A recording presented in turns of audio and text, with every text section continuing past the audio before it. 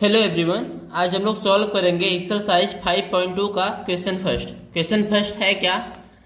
Fill in the blanks in the following table given that a is the first term, d is the common difference and a n is the nth term of the AP. इसके total 5 part हैं और पांचों part को आज हम लोग solve करेंगे।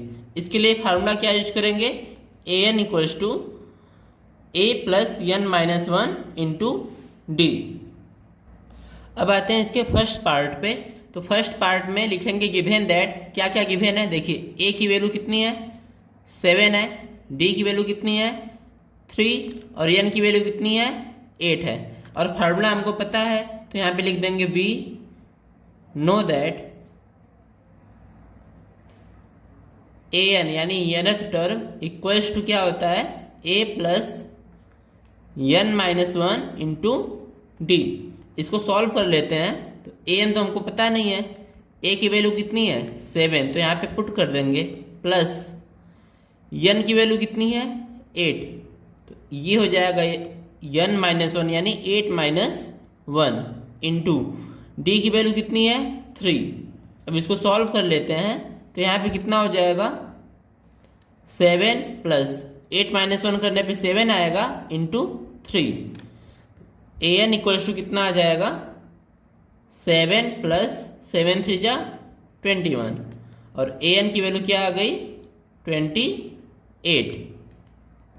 अब आते हैं इसके सेकेंड पार्ट पे। तो यहाँ पे देखिए ए की वैल्यू कितनी है -18, डी की वैल्यू नहीं पता, एन की वैल्यू कितनी है 10 और ए एन की वैल्यू कितनी है 0। तो यहाँ पे फार्मूला में रख देंगे। तो यहाँ पे लिखेंगे वी नो दैट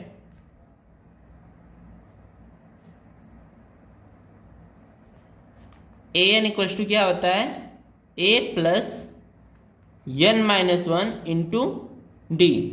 तो यहाँ पे रखेंगे तो देखिए ए एन की वैल्यू कितनी है ए एन की वैल्यू कितनी है 0 इक्वल्स टू ए की वैल्यू कितनी है -18 प्लस एन की वैल्यू कितनी है 10 यानी 10 माइनस 1 और डी की वैल्यू हमको नहीं पता। तो यहाँ पे हो जाएगा 0 इक्वल्स टू -18 प्लस ये देखिए 10 माइनस 1 कितना हो जाएगा 9 इंटू डी। 18 की साइड चेंज करेंगे तो ये निगेटिव है, इधर आके पॉजिटिव हो जाएगा। तो ये हो जाएगा +18 इक्वल्स टू 9D और 9 को इधर लेके आएंगे तो डिवाइड कर देगा। तो डी की वैल्यू क्या आ जाएगी 18/9 और कट करने पे 2। तो डी की वैल्यू क्या आ गई 2। अब आते हैं इसके थर्ड पार्ट पे। तो यहाँ पे डी की वैल्यू कितनी है -3, एन की वैल्यू है 18 और ए एन की वैल्यू है -5। हमको ए फाइंड करना है। तो यहाँ पे लिखेंगे वी नो दैट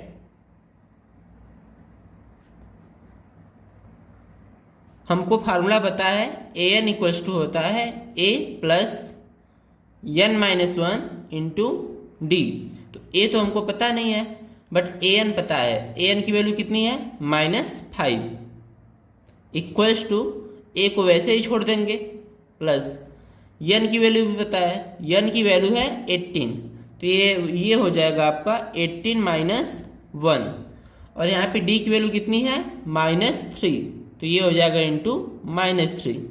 तो -5 इक्वल्स टू ए प्लस देखिए 18 माइनस 1 करने पे 17 आएगा और इंटू होगा -3।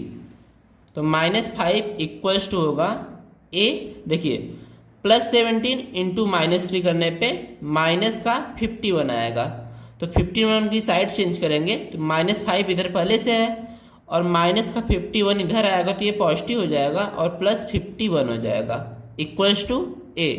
तो ए की वैल्यू क्या आ गई 51 -5 और करने पे कितना आएगा 46।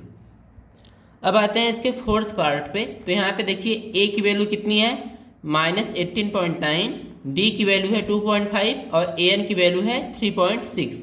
तो यहाँ पे भी फार्मूला यूज करेंगे। तो we know that A N equals to A plus N minus one into d. यहाँ पे हमको एन की वैल्यू निकालनी है, बाकी वैल्यू हमको पता है ए एन की वैल्यू है 3.6 इक्वल्स टू ए की वैल्यू है आपकी -18.9 प्लस n-1 इंटू डी की वैल्यू कितनी है 2.5। अब इसको सॉल्व करते हैं तो देखिए -18.9 को इधर लेके आएंगे तो पॉजिटिव हो जाएगा, तो 3.6 प्लस का 18.9 इक्वल्स टू n-1 इंटू 2.5। अब इसको सॉल्व करेंगे तो 9 + 6 करने पे 15 आएगा, 1 कैरी हो जाएगा और उसके बाद 8 + 3 11 + 1 12 और 1 1 2 22.5 आएगा इक्वल्स टू कितना है n-1 इंटू 2.5। 2.5 इधर मल्टीप्लाई में है और इधर आएगा तो डिवाइड में हो जाएगा, तो ये हो जाएगा आपका 22.5 अपॉन 2.5 इक्वल्स टू n-1। तो अगर 2.5 में हम लोग 9 से मल्टीप्लाई करें तो 22.5 आएगा, तो ये हो जाएगा 9। तो n-1 की वैल्यू कितनी आई 9, यानी n-1 equals to 9। This implies, देखिए -1 उधर जाएगा तो क्या हो जाएगा पॉजिटिव हो जाएगा, तो 9 + 1 हो जाएगा और n की वैल्यू क्या आ जाएगी 10। अब आते हैं इसके फिफ्थ पार्ट पे, तो यहाँ पे a की वैल्यू है 3.5, d इक्वल्स टू 0 है और n इक्वल्स टू है 105। तो इसको सॉल्व करते हैं, तो लिखेंगे वी नो दैट